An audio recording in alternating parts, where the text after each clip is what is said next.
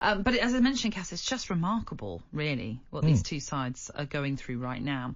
And obviously it's hard to sort of judge Amorim because he's only new to the job. I like what he said there, though. Go on. About being the derby, and it's not like it, it's meant to be with the title challenge. Normally they're both fighting head to head, or, he's talking like this is a moment where I need to get this team going again and get to a place where we're challenging and winning games. Well, they've lost their last two in the league, like we mentioned. And Stuart Pearce, good morning. You're back with us. Good morning to you. How are you doing?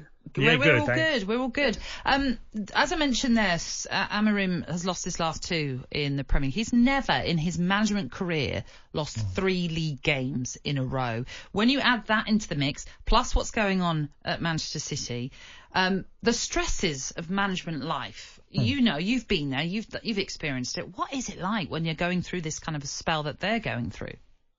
Well, it can be a lonely place, that is for sure. You've got your team of staff around you and whatever, but it can be a very lonely place. I think Amorim's probably got a little bit more tolerance, just come through the door now on the back of a really tricky United period in their history, let's say, so they're hoping that he's going to be the shining light.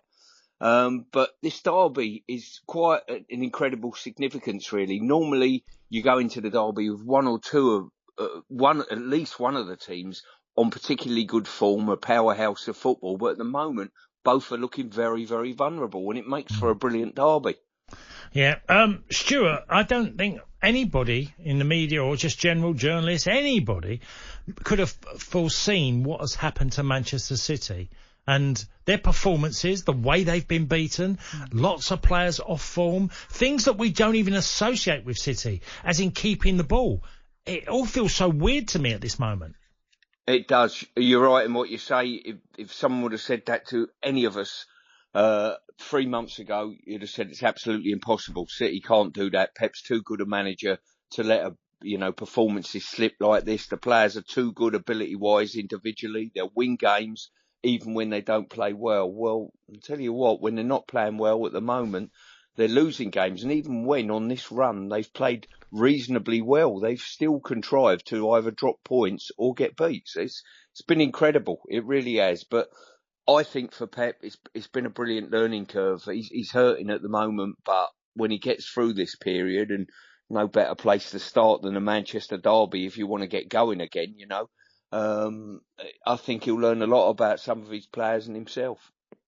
I mean, he signed a new deal not that long ago, but he has spoken about if he feels that he could lose the dressing room, that he would quit. Could you see that happening, even this season? Yeah, I could. Really? I could. As you mentioned, you kicked off, Nat, with the pressures of the job. Somewhere down this course of a journey that you're on in employment, and it is employment, it's a career, but it's employment as well. You've got to get happiness within the workplace. And if he might look, and he's one or two of his close family members say, Pep, come on now, you're not the man that you were when things were going well. Is it time to step away from it, and freshen yourself up again for whatever challenge is there in front of him in life? Yeah, well, Stuart, I was saying this earlier. I said that sometimes it can be your other half who might even pull you aside. Is it really doing you a lot of damage? You're suffering, and people, friends and family don't want to see you going through a real traumatic time, as in they know. Is it good for you, actually good for you, what's happening?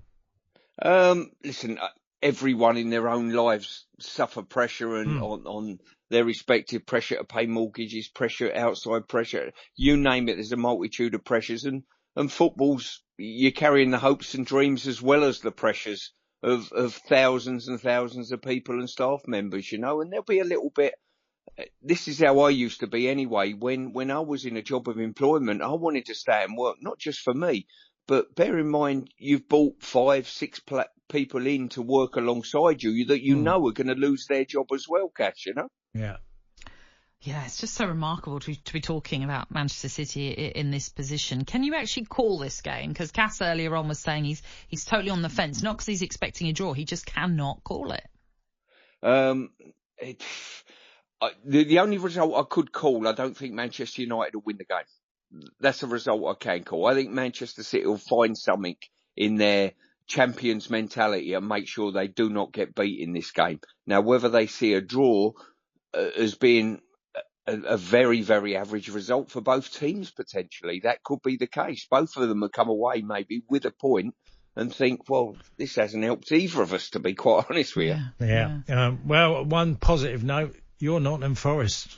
Oh. Wow, Stuart. What is happening there? Well, it's just fantastic to watch, as an ex-Forest player and captain. It's unbelievable. I mean, well, not unbelievable. They've invested money when they come in the Premier League. The owner has, you know what I mean? So credit to him for that. They've got stability, having stayed in the Premier League, and got confidence with that. The recruitment's looking quite good. Milenkovic has come into the back line to make them look a little bit more solid at the back. There's a consistency of team selection. Chris Wood's on the form of his life, scoring goals. And to be fair, the ground is so supportive. Forest has always been a football club that the supporters support the team. There's no doubt about that. I don't think they're volatile fans, but very supportive. And at the moment, you go into that ground, the atmosphere is as good as I've ever seen it. And just lastly, Stuart, I believe we're going to be at the same venue this evening. You're going to be at Stamford Bridge, is that right?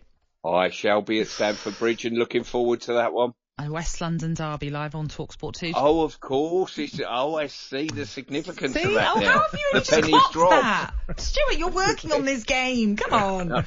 I know I'm working on it, but I forgot the significance of you being there. Sorry. Yeah. Stuart's my mistake. One's working, one isn't. Yeah. Exactly. Yeah. Exactly. I might be crying though. You'll be going through the pressures that Pep's under, so you'll know firsthand tonight. Exactly. Well, enjoy it. Thanks for being with us, Stuart. Take care. Good to talk again. On AM, on DAB, via the talkSPORT app and on your smart speaker. talkSPORT.